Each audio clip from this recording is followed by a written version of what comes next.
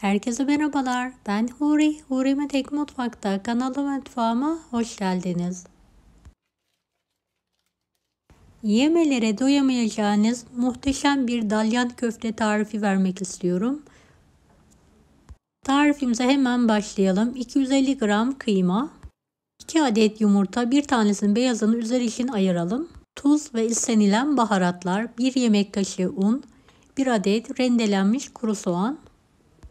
Baharat olarak kırmızı pul biber, karabiber ve kekik kullandım. Tüm malzemeyi güzel bir şekilde yoğuralım.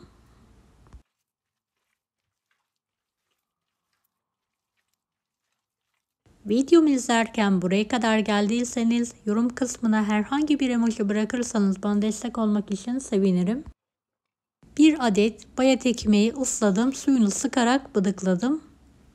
Köfteli iç harcımızı ekliyorum ve tekrardan yoğuruyorum. Ne kadar yoğurursak o kadar güzel bir köfte elde etmiş oluruz.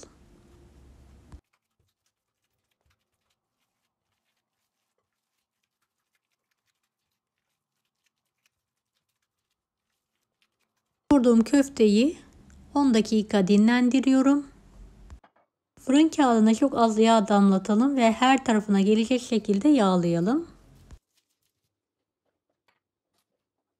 Köfteli harcımızı kağıdın üzerine alarak elimizle yayalım.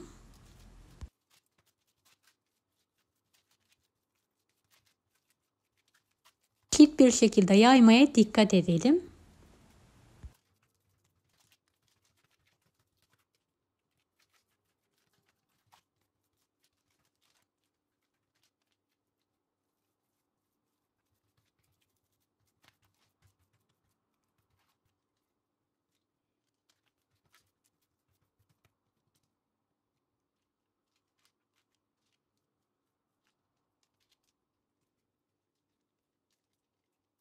Kenarlarını spatula yardımıyla düzeltelim.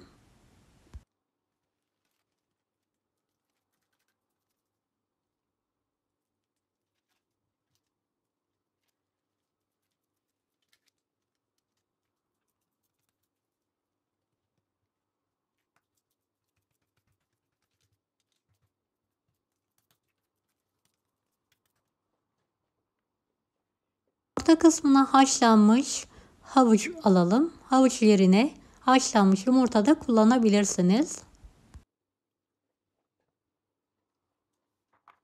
Bir kase dondurulmuş garnitür kullandım. Her tarafına gelecek şekilde yayalım.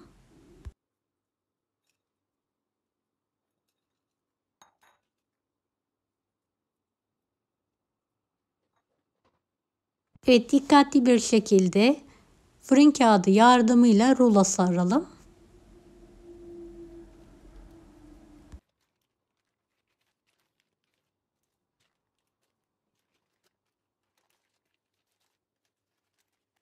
Kenarlarını da kapatarak buzdolabına kaldıralım ve dinlenmeye bırakalım.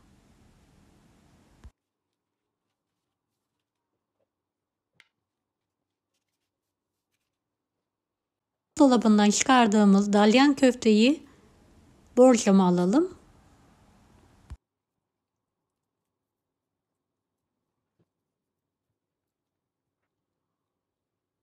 Üzerine ayırdığımız yumurta beyazını sürelim.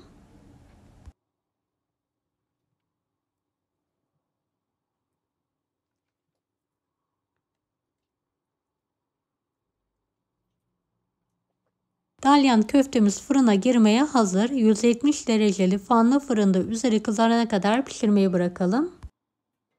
2 diş sarımsak, yeteri kadar sıvı yağ, 1 yemek kaşığı biber salçası, 5-6 yemek kaşığı domates suyu.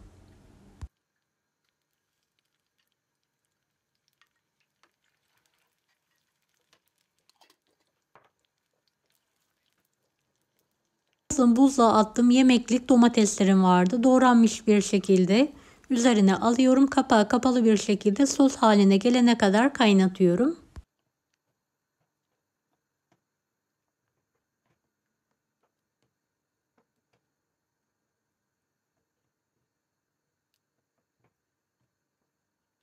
Evet, sosum hazır.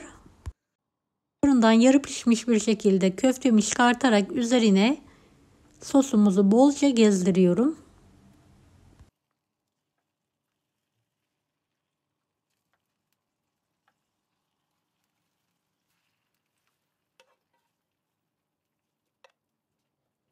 Tekrardan fırına vererek üzeri kızarana kadar pişirmeye bırakıyorum. Kızaran köftemi fırından çıkartıyorum. Hiç soğutmadan dilimleyerek servise hazırlıyorum.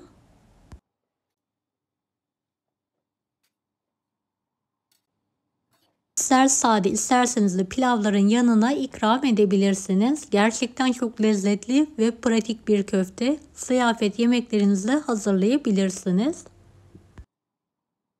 Deneyecek olanlara şimdiden kolaylıklar dilerim. Kanalıma ücretsiz abone olmayı unutmayın. Bir dahaki videolarda görüşmek üzere. Allah'a emanet olun. Hoşça kalın. Daha farklı tarifler için bunları da izlemeyi unutmayınız.